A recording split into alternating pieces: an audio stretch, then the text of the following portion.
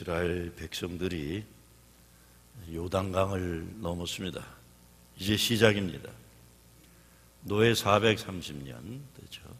광야 40년 지나왔다는 것은 정말 엄청난 이스라엘 민족의 고통과 고난의 역사였습니다. 이제 하나님 약속의 땅으로 들어가는 겁니다. 근데 가나안 땅으로 들어가는 첫 과제가 요단강을 건너는 것이었습니다. 건넜습니다. 그렇지만 앞으로 넘어야 하고 싸워야 할 적들이 산 넘어 산입니다. 근데 앞으로 갈 길이 험하고 바쁠 텐데 하나님은 여호수아로 하여금 요단강을 건너면서 두 가지 기념비를 세우라고 명령하셨습니다. 하나는 제사장들이 언약궤를 메고 요단강 한 복판에 섰던 그 자리에 돌 12개를 세우고 그 다음에는 요단강을 건넌 땅 길갈에 세우라고 하십니다. 에집트 출애굽 역사에서 이스라엘 민족이 한 것은 아무것도 없습니다. 모세가 그 백성을 위해 바로왕과 싸웠습니다. 노예들은 아무것도 할 수 없기 때문입니다. 광야 40년은 모세가 기도하면 하나님이 싸워 주셨습니다. 광야에서는 하나님 인도하시고 예비하심만 잘 의지하며 살아야 했습니다. 근데 이제 가나안 땅은 그렇지가 않습니다. 가나안 땅에 들어가 살게 되면 그때부터는 이스라엘 백성들 한 사람 한 사람이 농사를 져서 자기 힘으로 먹고 살아야 되는 겁니다. 그리고 그 땅은 우상 바알을 섬기는 사람들이 먼저 자리 잡고 있던 땅입니다. 가나안 땅은 완전히 다른 세상입니다. 모세만 바라보고 살 때나 여호수아의 지도력을 의지하며 살 때와 전혀 다른, 이제 한 사람 한 사람 각자가 알아서 정말 믿음 지키지 않으면 안 되는 어려운 믿음의 도전이 기다리고 있는 것입니다. 그래서 하나님은 가나안 땅 들어가는 첫 시작 단계에서 오늘 말씀을 주시고 계십니다. 오늘 읽은 말씀에 보면 길갈에 세운 기념비에 대해서 이렇게 설명합니다. 이스라엘 자손들에게 일러 가로되 후일에 너의 자손이 그 아비에게 묻기를 이 돌은 무슨 뜻이냐 하거든 너희들은 자손에게 알게 하여 이르기를 이스라엘이 마른 땅을 밟고 이 요단을 건넜음이라. 너희 하나님 여호와께서 요단물을 너희 앞에 마르게 하사 너희에게 건너게 하신 것이 너희 하나님 여호와께서 우리 앞에 홍해를 말리시고 우리로 건너게 하신과 같았나니 이는 땅의 모든 백성으로 여호와의 손이 능하심을 알게 하여 너희로 너희 하나님 여호와를 영원히 경외하게 하려 하심이니라. 후일에 지금이 아니란 후일에 너의 자손이 아비에게 묻기를. 지금 자손이 없는 현실일 겁니다. 그런데 미래에 자손이 있을 것을 말씀하시면서 그 자손들에게 하나님 역사하심의 교육을 제대로 지키라고 명령하고 계시는 겁니다. 지금 막 요단강을 건너온 이스라엘 백성으로서는 미래가 있을지 불안하고 두려운 상황일 텐데 하나님은 완전히 앞서서 지금 있지도 않은 자손들의 미래를 말씀해 주심으로써 미래에 대한 소망을 그들에게 주고 계십니다. 여러분, 같은 하늘 아래 같은 땅 위에 발 디디고 살면서도 하나님 구원하시는 역사를 눈을 부릅뜨고 보면서 살아가는 백성들이 있고 보아도 보지 못하는 사람들이 있는 것입니다. 예수님은 눈이 열려 보게 된 시각장애인을 고치신 후에 그것을 가지고 시비 거는 바리새인들에게 눈이 열려 있으면서도 보지 못하는 인간들이 진짜 장애인들이라고 말씀하셨습니다. 영적인 장애인들이다. 40년 광야의 길을 걸어도 그냥 아무 의미 없이 지나가는 사람들이 있는가 하면 그 가운데서 하나님의 불기둥과 구름기둥을 보면서 하나님의 은혜를 체험하는 사람들도 있는 겁니다. 홍해를 건너도 요단강을 건너도 어떻게 건넜는지 전혀 감을 잡지 못하고 그냥 건너는 사람들이 있습니다. 어떤 사람들은 운이 좋았다고 말하기도 하고 내 힘으로 건넜다 말하기도 하지만, 믿음의 사람들은 한 걸음 한 걸음 순간순간마다 하나님 은혜의 손길, 하나님 기적의 역사를 보는 것입니다. 여러분이 살아오신 지난 날들을 돌이켜볼 때 어떤 하나님 기적의 기념비가 있습니까? 2개의 기념비입니다. 요단강 중심에 놓여있는 돌들은 은혜의 비밀이라고 말할 수 있어요. 남들은 모르는 은혜의 비밀이에요. 남들은 알 수 없는 내 몸속에 있는 고난의 흔적이라고 할 수도 있습니다. 이 고난의 흔적이 벌받은 저주의 흔적이라고 생각했지만, 예수님 십자가 그 흔적을 만난 후부터 내 고난의 흔적이 주님의 은혜의 흔적이 된 경험들입니다. 교회 입장에서 보면 믿음의 선진들의 헌신의 기억들이지, 그렇지만 그것들은 깊은 강물 속에 잠겨져서 보이지 않는 것들일 수 있습니다. 어떤 신학자들은 이 기념비를 예수님 십자가 죽음 구원의 십자가라고 했습니다. 길갈의 기념비는 자손 대대로 기억해야 하는 삶 속에서 열매 맺어지는 하나님 구원의 증거입니다. 예수 부활의 증거라고도 말합니다. 부활의 증거다. 우리 자신들은 물론 우리의 가정, 우리 교회에 요단강 중심에 놓여있는 기념 돌덩이들과 요단강 건너 길갈에 세워진 기념비와 같은 하나님 기적의 증거들은 어떤 모습입니까? 하나님이 이스라엘 백성들에게 가나안 약속의 땅을 주시면서 가장 걱정하신 것이 그 백성이 하나님 구원의 역사를 기억하지 못하는 것이었습니다. 신명기 8장에 보면 이렇게 말씀합니다. 또 두렵건대 내가 마음에 이르기를 내 능과 내 손의 힘으로 내가 이 재물을 얻었다 할까 하노라. 내 하나님 여호와를 기억하라. 그가 내게 재물 얻은 능을 주셨음이라. 이같이 하심은 내 열조에게 맹세하신 언약을 오늘과 같이 이루려 하심이니라. 하나님의 역사를 다 눈을 뜨고 보았으면서도 보지 못했다고 하고, 하나님의 은혜 때문에 살았으면서도 그 마음속에 깊이 기억하지 못하는 은혜를 망각하는 백성들이 되는 것을 하나님은 경고하신 겁니다. 옛날 이스라엘 교육 방법에서 어린이들에게 선생님이 이런 질문을 던졌다고 합니다. 우리 조상 모세 할아버지가 홍해를 건널 때 너는 어디에 있었니? 이렇게 질문을 던진다고 합니다. 우리 조상 모세가 우리 조상들과 함께 홍해를 건널 때 너는 어디에 있었냐? 그러면 아이들은 나도 우리 조상 모세 할아버지와 함께 홍해를 건넜습니다라고 대답하도록 교육시켰다고 하는 겁니다. 역사를 세대를 넘어 세대가 함께 기억하면서 그 민족이 하나 되는 것이고, 나아가서는 하나님 기적의 역사를 오늘도 믿음으로 살아가는 민족이 되려고 하는 교육 방법입니다. 오늘 여러분들에게 어떤 하나님 사랑과 은혜의 체험, 기적의 기적들이, 기억들이 있습니까? 올해 창립 40주년을 맞이하는 플러싱 제일교회는 어떤 하나님 은혜와 기적의 기억들이 있는 겁니까?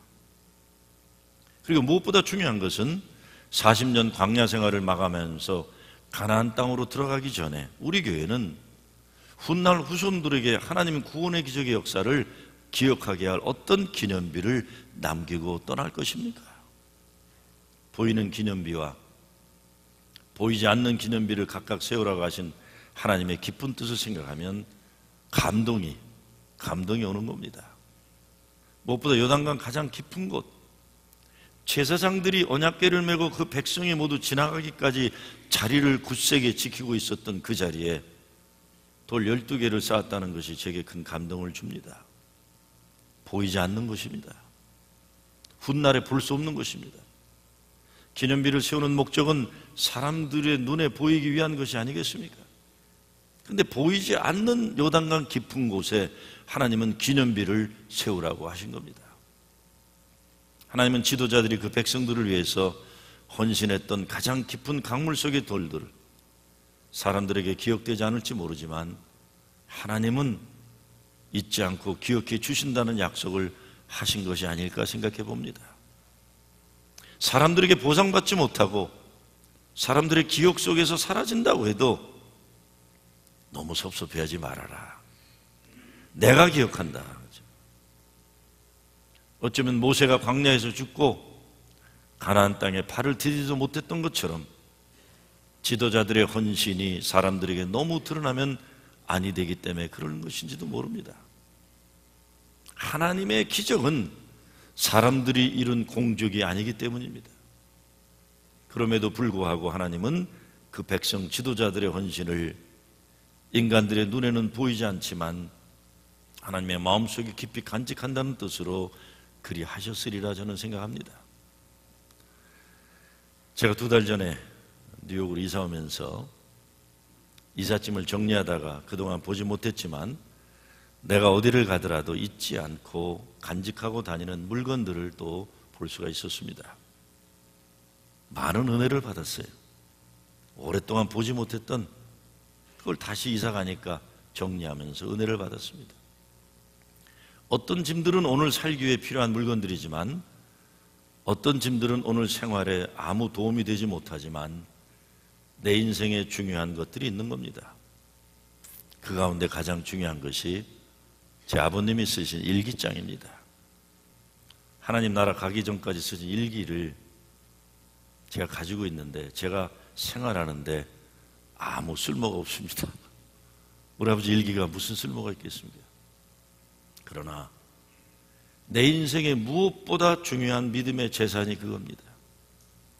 실생활에는 도움이 안 되지만 내가 인간답게 사는, 내가 신앙인으로서 무엇보다 목사로서 살아가는 데 있어서 없으면 안 되는 내가 가지고 있는 소유품 가운데 가장 고귀한 것입니다. 근데 실제적으로 필요한 물건들도 있었습니다. 이사를 오면서 제일 먼저 챙긴 것이 패스포트예요. 패스포트. 외국 나갈 때 미국 시민임을 알리는 패스포트. 외국에 나갔다가 들어올 때 미국 시민으로서 당당하게 미국 땅에 들어올 수 있는 권리의 증표. 패스포트를 챙기면서 제가 무슨 생각을 했을까요? 또 아버지 생각을 했습니다. 40년 전 돌아가신 아버지 생각을 했어요. 왜 그랬을까요? 패스포트가 내게 있기 전에 영주권도 없었던 우리 가족의 옛날 현실을 잠시 생각해 봤습니다. 결국 나의 생각은 우리 가족들 이민 오게 하느라고 영주권 때문에 자신의 젊은 시절 모든 꿈들을 포기하셔야 했던 아버지의 희생으로 결론이 내려지는 겁니다. 미국 시민권이 대단하다는 것을 말씀드리는 건 물론 아닙니다. 그러나 내가 미국 시민이 되어 이렇게 살기까지 가족을 미국으로 데리고 오려고 영주권 얻으려고 자기 인생의 모든 것을 포기하지 않으면 안 되었던 저희 아버지의 희생을 생각하지 않을 수 없는 겁니다. 우리 삶의 모든 것들 가운데 오늘 우리의 이 날이 있기까지 희생되었던 우리 부모님들의 희생과 헌신의 증표들을 우리가 다 가지고 있을 겁니다. 때로 우리가 기억하지 못하니 감사하지 못하는 것이고 귀하게 여기지 못하는 것뿐입니다. 요단강 가장 깊은 곳에 돌 12개가 놓여 있다는 것은 훗날 사람들은 기억하지 못한다 하더라도 하나님은 그 마음속에 간직하신다는 의미가 있다고 저는 생각합니다. 하나님은 다 기억해 주시는 겁니다. 신앙 고백적으로는 예수 그리스도 십자가 은혜의 보혈의 은혜. 예수님 죽으심 없었으면 우리는 죽을 수밖에 없는 죄로 인해 영원한 죽음, 지옥에 들어갔을 존재들입니다. 요단강 깊은 보이지 않는 곳에 기념비가 있는 것처럼 우리들의 오늘에는 예수님 십자가가 있는 것입니다. 사도 바울은 우리 몸속에 예수 고난의 흔적이 있어서 영원한 생명이 있다고 증거합니다. 오늘 이 시간 여러분의 오늘이 있기까지 여러분의 과거 가장 깊은 요단강 가운데 자리 잡고 있는 돌 12개를 생각해 보시기 바랍니다. 오늘 우리가 가능하기까지 요단강 물속에 담겨져 있는 희생과 헌신입니다. 예수 십자가 보혈 구속의 은혜입니다. 요단강 한복판의 돌무더기 기념비는 과거의 귀중함이라면 길갈에 세워진 돌무더기 기념비는 미래를 위한 기념비입니다. 훗날 내 후손들이 아비에게 묻거든이라고 하셨습니다. 지금이 아니라 훗날을 생각하며 역사의 어려운 시기를 넘어가는 겁니다. 지금 갈 길이 멀고 험난하지만 훗날 미래를 하나님이 분명히 주시리라는 믿음으로 살아가는 겁니다. 그 믿음이 있기 때문에 오늘 광야길을 걷고 요단강을 건너는 겁니다. 미래에 대한 확신이 있습니다. 후일에 너희 자손이 그 아비에게 묻거들 이 돌은 무슨 뜻이냐 하거든. 우리도 이 믿음이 있어서 아무리 힘들고 어려워도 내일을 소망하며 믿음으로 오늘을 살아가는 것입니다. 사실 참 우리는 인생 때때로 오늘 하루하루 살기도 힘듭니다. 지난 한 주간에도 제가 이제는 여러분의 생활을 좀 이야기를 듣지 않습니까? 열심히 살았지만 사업 망해서 고생하는 교인들 이야기, 주의를 지키기도 어려운 분들의 이야기도 들었어요.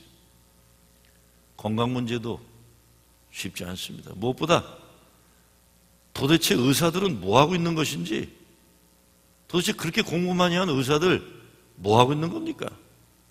아직 암이란 놈을 고치지 못하고 있어요. 암 수술 앞두고 있는 교인들 위해 기도해야 되겠어요.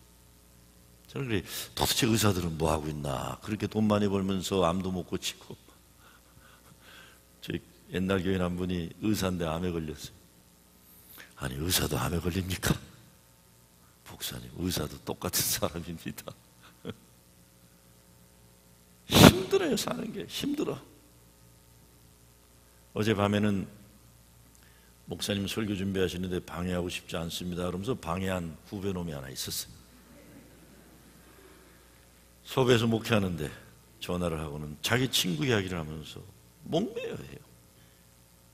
목사님, 왜 이렇게 착하고 선하고 주님 사랑하기 때문에 모든 걸 희생하면서 살아온 그 친구는 왜 이렇게 어려움을 혼자 감당해야 하는 겁니까? 그래. 제가 그랬어요.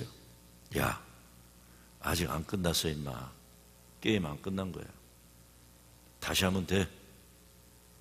하나님 살아계시니 그 친구 그냥 그렇게 끝나게 하시지 않으신다. 그랬어요. 제가 그렇게 무심한 것 같지만 하나님이 도우실 것을 확신하면서 말한 이유가 있습니다. 저도 지금 어려움 당하는 그 목사를 잘 알기 때문이에요. 몇 년 전에 자기가 섬기던 교회 창립한 장로가 너무 교회를 어렵게 해요. 교인들 간의 싸움을 막으려고 자기가 빈 손으로, 맨손으로 그냥 나와버렸어요. 그때 제가 화가 나서 야 이놈아, 교인들 데리고 나와 개척하라 그랬더니 목사님, 제가 그렇게 할 수는 없습니다. 해도 지금은 안 됩니다. 이 교회를 아무리 나를 어렵게 해도 이 교회를 내가 어렵게 하고 떠날 수는 없습니다. 그래서 먹고 살아야 되니까 밤에 청소를 하더라고요. 밤에 청소를. 그런데 작년엔가 그 친구가 올린 페이스북을 보다 보니까 사진이 하나 올라왔어요. 그 친구는 장애가 있어갖고 몸이 작아요. 그런데 쓰레기, 자기 몸뚱아리만한 시꺼먼 쓰레기 봉투를 메고 있고 옆에 자기보다 큰 중학교 2학년인가 아들아이가 또 큰 쓰레기 더미를 메고 걸어가는 장면을 아마 부인이 찍은 것 같아요. 근데 그 밑에 이렇게 썼어요. 그 밑에 이렇게 썼습니다. 목회 자리가 없어 밤 청소를 하는 곳에도 하나님의 은혜가 넘쳤다. 오늘 건물 청소를 마치고 아들과 함께 마지막 쓰레기 봉지를 메고 나오는데 아들이 나에게 이렇게 말했다. 아빠, 나 아빠 존경해요. 아빠 존경해요. 내가 목회를 열심히 할 때는 한 번도 들어보지 못했던 아들의 고백이다. 나는 비록 목회할 기회는 없어도 행복한 목사다. 밤 청소를 하면서 어린 아들에게 존경을 받을 수 있는 아버지인 것을 알기 때문에 저는 그 친구 목회의 기회가 주어지면 반드시 잘할 것 확신했기 때문에 아직 안 끝났다. 아직 안 끝났다. 오늘 아무리 어려워도 우리는 미래를 위해 준비하고 투자해야 합니다. 왜? 하나님이 우리의 미래를 열어주시는 분이시기 때문입니다. 후일에 너희 자손이 그 아비에게 묻기를 이 돌은 무슨 뜻이냐 하거든. 후일에 분명 우리의 자손들이 우리의 과거 속에 함께 하시던 하나님을 필요로 할 겁니다. 우리 아이들도 우리 후손들도 하나님을 필요로 하는 겁니다. 그래서 오늘 아무리 가는 길이 힘들고 어려워도 우리 인생의 가장 깊은 곳에 있었던 돌들을 모아서 하나님 기적의 증거를 눈에 보이는 곳에 놓는 겁니다. 아무리 가는 길 힘들고 어려워도 우리 자녀들의 눈에 띄는 곳에 하나님 기적의 기념비를 확실하게 세우는 여러분 되시기 빕니다. 19세기 초 프랑스 정부는 알렉스 톡비를 미국으로 보내요. 어떻게 신생국인 미국이 짧은 시일에 그렇게 엄청난 발전을 할 수 있었는지 조사해서 보고하라고 했습니다. 그의 보고 가운데 이런 내용이 있다고 합니다. 나는 미국의 위대함을 넓은 항구와 강에서 찾아보았으나 거기에 있지 않았다. 나는 미국의 풍성함을 비옥한 농토와 무성한 숲에서 찾으려 했으나 거기에도 있지 않았다. 나는 미국의 교회들을 방문했다. 그리고 찾았다. 교회 강단마다 불붙는 말씀이 넘치는 것을 보았다. 미국의 능력이 거기에서 흘러나옴을 찾았다. 모든 자원이 풍부한 남미와 이보다 못한 미국, 무엇이 이들의 오늘을 결정했는가? 그것은 그들이 무엇을 찾아 거기에 갖는 것에 달려 있었다. 미국은 누가 뭐래도 시작 단계에서 물론 원주민들이 있었지만 신앙을 찾아왔던 이민자들의 나라입니다. 이 모든 것을 한마디로 정리해 준다고 할 수 있는 칼라일의 말을 빌리면 이렇게 생각합니다. 위대한 신앙을 가진 국민은 위대한 국가를 건설한다. 근데 우리들에게 적용해 보면 위대한 신앙을 가진 사람, 위대한 신앙을 가진 가정, 위대한 신앙을 가진 교회는 위대한 하나님 나라를 건설한다라고 할 수 있습니다. 우리 미래를 위해 오늘 하나님 기적의 기념비를 계속 세워야 합니다. 기념비를 세우는데 무엇보다 중요한 것은 하나님의 기적을 기념해야 한다는 겁니다.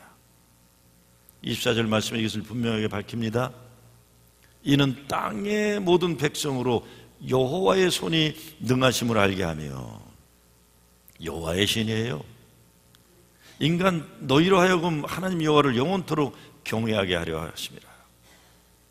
인간 자신의 기념비를 세우면 하나님 뜻을 어긋납니다. 하나님 기적의 기념비. 제가 제 자신의 자랑으로 잘못 오해가 될 수 있을 것 같지만, 제가 섬기던 교회 2011년에 40주년 창립 기념으로 예배당이 정말 이민교회 자랑스러운 멋진 예배당이 세워졌어요.